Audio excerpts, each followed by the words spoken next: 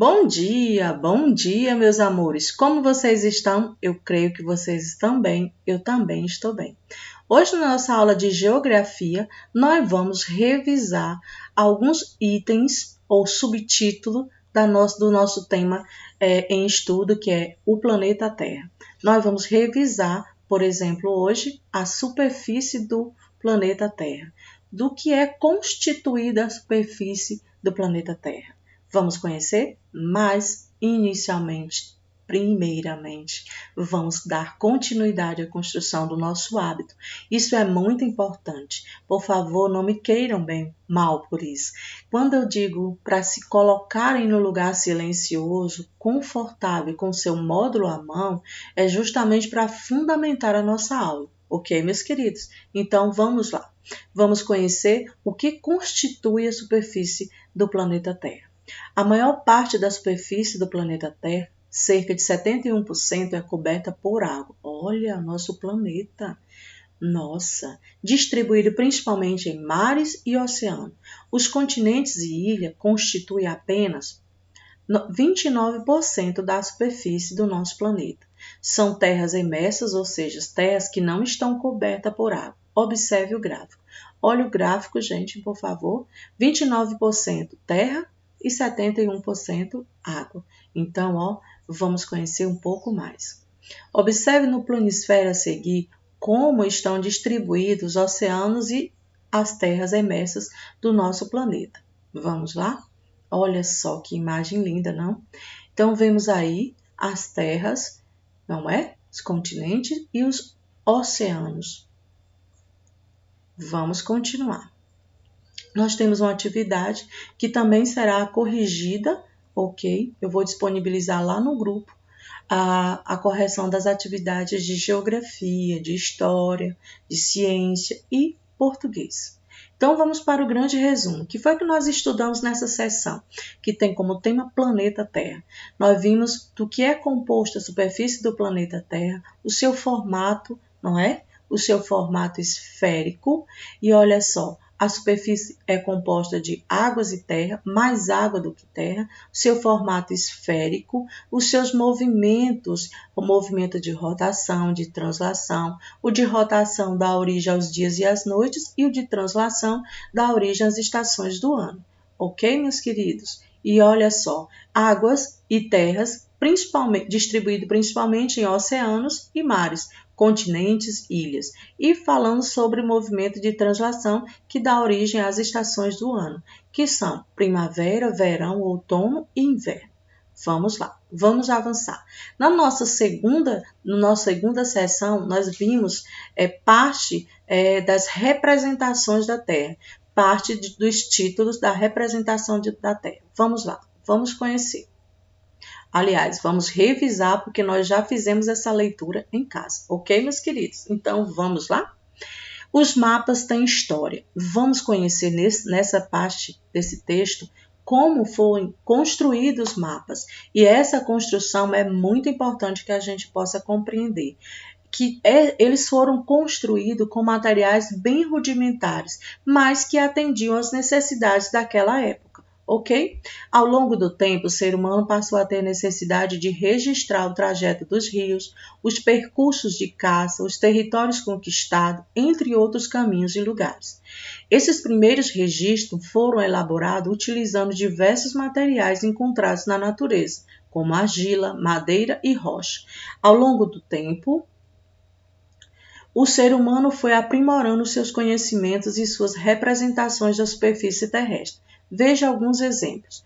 Quando nós estudamos essa história do mapa, a gente observa que toda essa construção, a história nos mostra que essa construção desses mapas, naquele momento, elas atendiam às necessidades daqueles povos. E eles se utilizavam dos materiais que eles tinham disponível naquele momento também. Vamos lá para 4 exemplos. O exemplo A, olha só essa representação. Gran Sun foi elaborado entre os anos de 2400 e 2200 a.C. em argila cozida para representar a região da Mesopotâmia, atual Iraque. Vamos lá para o B. O TO data do século XI. Esse nome leva as iniciais das palavras em latim, Círculo da Terra. O mapa representa a Europa, a Ásia e a África. Vamos lá? E aqui na letra C nós vimos um planisfério, não é verdade? Ele foi elaborado em 1587 e já representava praticamente todos os continentes. Qual? Não com a perfeição que nós temos hoje, mas já representava muito bem. Vamos para a letra D. Este planisfério foi produzido no século XXI com base em milhares de imagens de satélite obtidas da Terra. Olha só, saímos de uma representação feita de argila cozida e hoje nós temos planisfério produzido a partir de imagens de satélite. Olha que coisa interessante, não, meus colegas? Meus amores. Então, vamos continuar. Qual o próximo tema? O globo terrestre e o planisfério. Agora nós vamos ver esses dois tipos de representação e conhecer suas características. O globo terrestre e o planisfério são comumente utilizados para representar a superfície da Terra. Vamos conhecer algumas características de cada um deles. O globo terrestre é a representação com o formato que mais se aproxima do formato esférico da Terra. Ou seja, sublinha bem no livro de vocês, por favor, formato esférico. Além disso, a representação da forma e do tamanho dos continentes, ilhas e oceanos no globo é proporcional à forma e o tamanho que apresentam na realidade. O globo também gira, simulando assim o movimento de rotação que a Terra realiza. Desse modo, com o formato esférico do globo, não permite que a representação da Terra seja vista toda de uma só vez. É preciso girá-lo para ver cada parte dessa representação. Vamos lá para a característica do planisfério. O planisfério é a representação do planeta Terra em uma superfície plana. Ao observá-lo, podemos visualizar os continentes, os oceanos e as ilhas de uma só vez. E agora nós já lemos as características dessas duas formas de representação, as suas vantagens e, entre aspas, as suas desvantagens, por exemplo. Temos uma atividade, que também faremos a correção. Vamos disponibilizar essa correção lá no grupo de WhatsApp. As imagens de satélite e a produção dos mapas. Hoje, como as imagens de satélite pode nos auxiliar na produção dos mapas. A elaboração de imagens de satélite tem permitido produzir representações cada vez mais precisas e reais da superfície terrestre. Observe no esquema a seguir. As imagens de satélite e os mapas, como isso é realizado. E aqui nós vemos uma gravura, toda ela muito bem especificada cada item desse. E você vai observar. Essa aqui, a primeira mostra satélites artificiais que orbitam a Terra, captam informações de grandes extensões do nosso planeta por meio da luz solar, que é refletida da superfície terrestre. Olha só. Aqui estão os satélites. Olha só como tudo isso é construído. Aqui vemos, os satélites registram elementos da superfície terrestre na visão vertical, como solo, lavouras, rios, florestas e cidades. Esses registros são enviados para antenas receptoras na Terra. Olha só. Então, vamos lá, vamos continuar.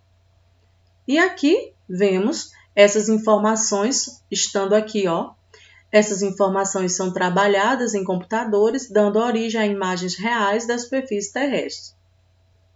Com base nas imagens, são elaborados mapas que podem representar grandes extensões, como continentes e oceanos, ou pequenas extensões da superfície, como um bairro ou um município. Observe a seguir a imagem de satélite do vilarejo no estado de Oregon, Estados Unidos. Olha só essas imagens. No mapa abaixo foram traçados os conjuntos de elementos da paisagem que aparecem na imagem de satélite acima. Observe-os. Vamos lá? Olha só. Você volta lá novamente e observa como essa imagem, que está praticamente perfeita, ela foi representada aqui. Muito bem. E aí nós temos uma legenda indicando o que cada uma dessas cores representam. Vamos avançar? Vamos lá. As imagens de satélite e as transformações das paisagens. Como essas imagens, elas nos possibilitam essas transformações ou observar essas transformações. Além da produção de mapas cada vez mais precisos, as imagens de satélite permitem acompanhar as transformações ocorridas nas paisagens terrestres. Alguns exemplos são a expansão das áreas de desmatamento, a ocorrência de queimada, o despejo de poluentes no curso de alguns rios, as ampliações de áreas de lavoura ou de cidade, desastres ambientais e etc. Você observa que as imagens de satélite, elas possibilitam a gente conhecer também as transformações que estão sendo realizadas no meio ambiente, de uma forma que é possível observar essas transformações e interferir nessas transformações, humanamente falando, usando os recursos que são necessários para essa interferência. As imagens a seguir, elas retratam transformações na paisagem provocadas pelo desastre ambiental ocorrido no município de Brumadinho com o rompimento da barragem de rejeitos de minério. Olha só, aqui vemos essa primeira imagem. Olha, antes do desastre ambiental em Brumadinho, Minas Gerais, 2018. E vamos ver o que aconteceu depois. Você observa, olha só, depois, você já observa bem diferente da paisagem anterior. Olha só, há uma área de mais desmatação, não é verdade? Você pode observar. Nós temos uma atividade e vamos avançar.